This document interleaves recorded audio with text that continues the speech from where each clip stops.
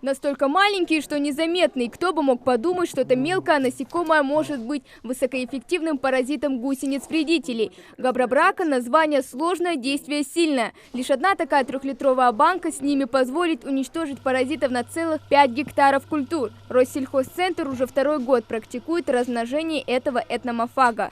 Первый год, можно сказать, мы учились.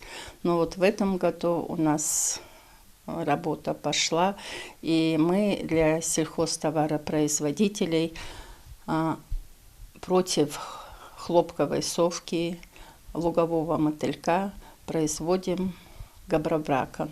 Самка габрабракана находит гусеницу, парализует ее, впрыскивает в тело токсин, а затем откладывает свое яйцо, используя тело гусеницы в качестве няньки. Личинки питаются ее гемолимфой, от которой остаются лишь внешние покровы. Примерная продолжительность одного такого поколения от 9 до 14 дней. На сегодняшний день у нас здесь стоит материал для производства этого габрабракана.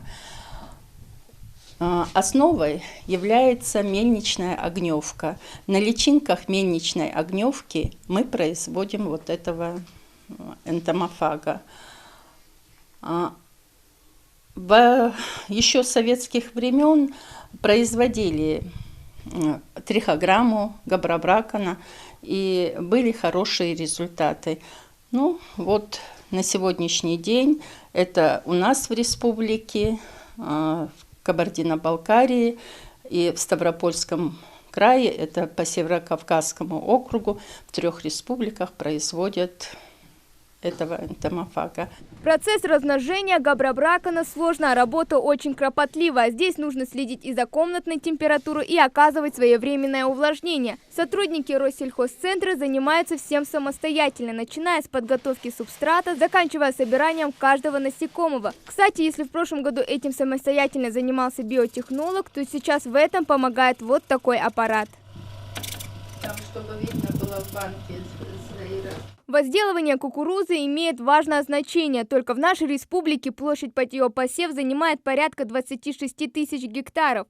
Технологические возможности современные гибриды хоть и позволяют получить высокий урожай, однако одним из препятствий все же остаются вредные насекомые. Поэтому габрабракан является лучшим природным и безопасным защитником. Совка поражает кукурузу, подсолнечник, теряется качество этой продукции.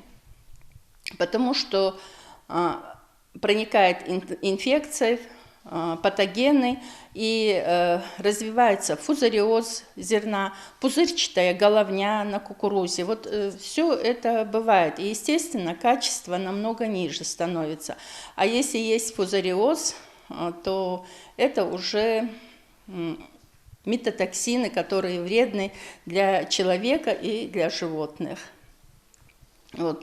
И сейчас вообще во всем мире и в России очень востребованы в других регионах биологические методы борьбы с вредителями. Для Россельхозцентра это только старт направления размножения этномофагов. Впереди тяжелая и кропотливая работа. Филиал уже начал сотрудничать с сельхозтоваропроизводителями других регионов, а это начало для хорошего будущего урожая. Хава Гагиева, Магомед Даскиев, Новости 24.